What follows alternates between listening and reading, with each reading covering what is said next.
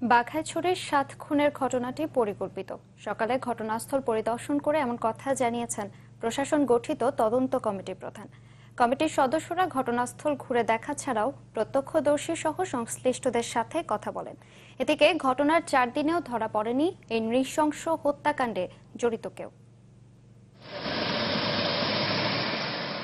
বাঘাইছড়িতে ৭ খুনের পর এখনো ধরা পড়েনি জড়িতদের কেউ, ফলে আতঙ্ক কাটছে না জনমনে।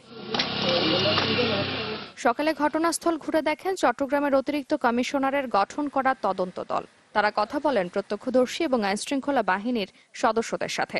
বিভিন্ন পক্ষের ভাষ্য নেওয়ার পর তদন্ত দলের প্রধান জানান, প্রাথমিকভাবে তাদের কাছে মনে হয়েছে এটি পরিকল্পিত হত্যাকাণ্ড। এটা একটা প্ল্যান্ড অ্যাম্বুশ বলে আমাদের কাছে মনে হয়েছে, এবং ওনার কথায় যে লোকেশন থেকে গুলি করা হয়েছে একদম রাস্তার উপর থেকেই, খুব কাছের থেকে টার্গেট করে গুলি করা হয়েছে। ফলে আমরা চেষ্টা করছি ফাইন্ড আউট করার যে সঠিক তথ্যটা, আমরা সাধ্যমতো চেষ্টা করব। তদন্ত শেষে নির্দিষ্ট সময়ের মধ্যে প্রতিবেদন জমা দেওয়ার কথাও জানান তিনি। কমিটির আরেক সদস্য চট্টগ্রাম রেঞ্জের অতিরিক্ত ডিআইজি জানান, আঞ্চলিক সংগঠনগুলোর আধিপত্য বিস্তার আর চাঁদাবাজির কারণেই পাহাড়ে একের পর এক হত্যাকাণ্ড হচ্ছে। ওরা এলাকার আধিপত্য বিস্তার করাকে কেন্দ্র করে এটা হচ্ছে।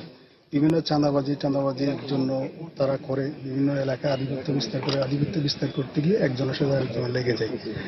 সোমবার উপজেলা নির্বাচনের দায়িত্ব পালন শেষে ফেরার পথে বাঘাইছড়ির ১২ মাইল এলাকায় সন্ত্রাসীদের এলোপাতাড়ি গুলিতে নিহত হন নির্বাচনী কর্মকর্তা সহ ৭ জন। Desk report, channel 24।